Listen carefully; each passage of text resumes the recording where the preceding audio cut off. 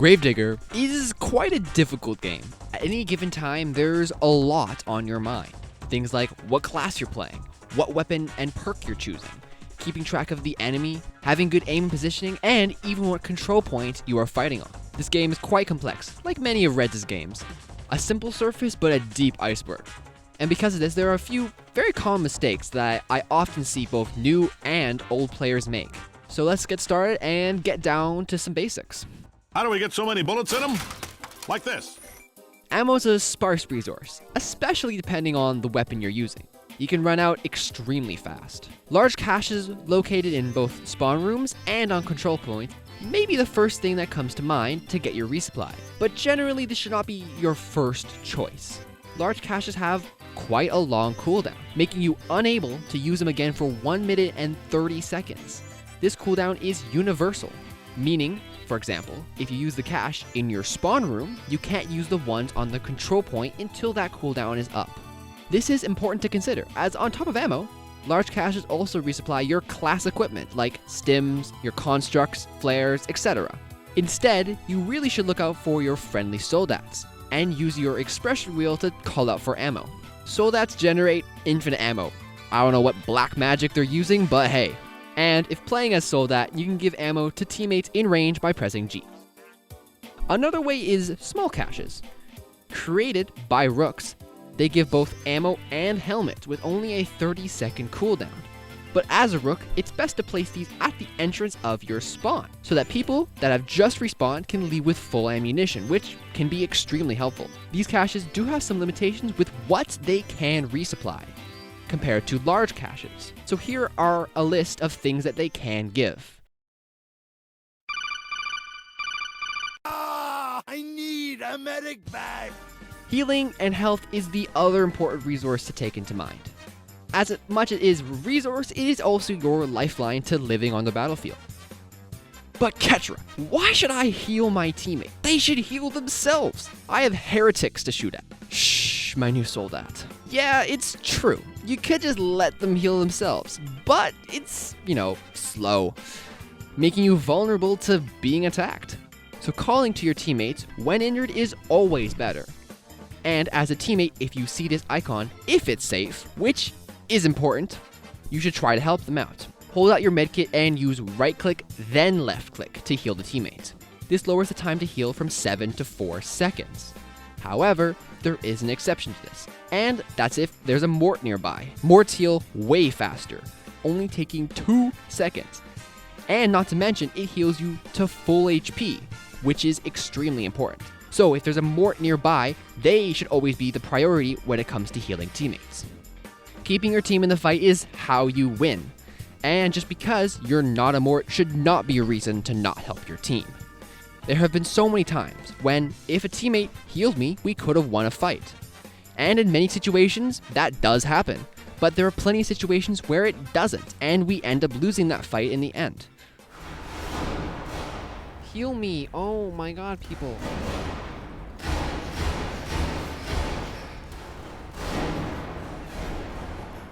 Please heal me. Oh my god, dude. This is so painful. Please heal me. Okay, that's enough about healing. Let's move on. Now, all the things that I have mentioned up until this point have one pretty big thing in common. Morale. What is morale? Well, it's a buff that you can give or be given for doing certain actions. Specifically, healing a teammate, giving ammo as a soldat, even someone taking resources from a rook cache. There are some other ways to get morale as well, such as changing the banner on control points. But these are by far the most common. So, is morale good? Yes. And it does 2 pretty good things. First, it increases your sprint speed by 10%. Lets you reposition, lets you chase down enemies. Very, very useful. What's more important though is the 30% reload speed increase. Now that's impactful. A reload buff of that much is super nice to have and can often be the factor that wins you a fight. Making sure that you thank your teammates for doing certain actions is a very simple thing that you can do to have a big impact. Now, with keeping morale in mind, actually using the thank you command can be sometimes a little annoying, and that's because of this godforsaken action wheel. Oh my god. I've already mentioned this dumb action wheel at least one time, and as described, it's dumb. So how do we fix that? Well, luckily you can use keybinds for the different voice lines. This makes them way easier and way faster to use. You can use whatever keybinds you realistically want. Do what works for you, but here are mine for reference. These are in places so that they're easier and faster to get to, especially thank you. Being on one of my movement keys means I don't even have to think about using it. It's just automatic. The only other keybind that I personally would change is the emergency reload drop, which I put on Z, just so that I don't accidentally press it when reloading, which can and does happen. As a child, I yearned for the mines. How you mine your tunnels will always influence your gunfights, and there are two things that are common pet peeves for me: digging straight tunnels and not digging up. Like in Minecraft, and in that game not digging down, these two concepts should always be in your mind when mining. Digging up is self-explanatory. High ground always gives you an advantage. This is the case in almost every FPS game. Shooting up is always much harder than shooting down. However, digging up has way more impact when it comes to control points, as control points can generate quite a ways up in certain maps. These ladders are the death of you.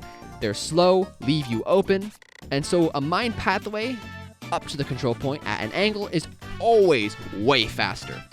You can very easily tell how high up a control point is by using your compass and looking at the letter. The higher the letter is, the higher the control point is, so make sure you mine up.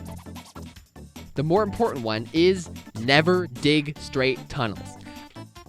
Similar to helmets save lives, I have probably said this phrase countless times. I have perished countless times because of straight tunnels, because no cover. Straight tunnels give your enemy an easy way to just wait and snipe you from far away, and while yes, you can do the same, it's just not worth the risk. Now, there are several different mining patterns that you can use. By spamming A and D, you will be able to mine while always sprinting, giving your tunnel a jagged shape.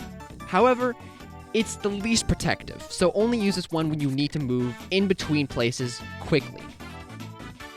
Mine twice to the left, turn 45 degrees, mine twice, repeat. Simple, yet effective. It's the one I most commonly use, and I find it works great for making sure that you aren't left out in the open. Same as zigzag, but just up and down, as the name suggests. It's by far the slowest, but can be useful to keep in mind. It gives you high ground to be able to use against your opponents, which you always want to try to have. And that's about it for today. Bit of a shorter vid, but these are things that I thought people should know about. There are, however, plenty more things to learn about this game. The iceberg only begins. But I wanted to focus on the things that I notice most frequently. Things that every new player has probably done, including myself. And if you have any mistakes that you often see players make, please put it down in the comments below. I'll love to read them. So if you learned anything from this video, a like and subscribe would be appreciated. I also have a Discord, server link in the description. There you can see when I stream and also some video sneak peeks.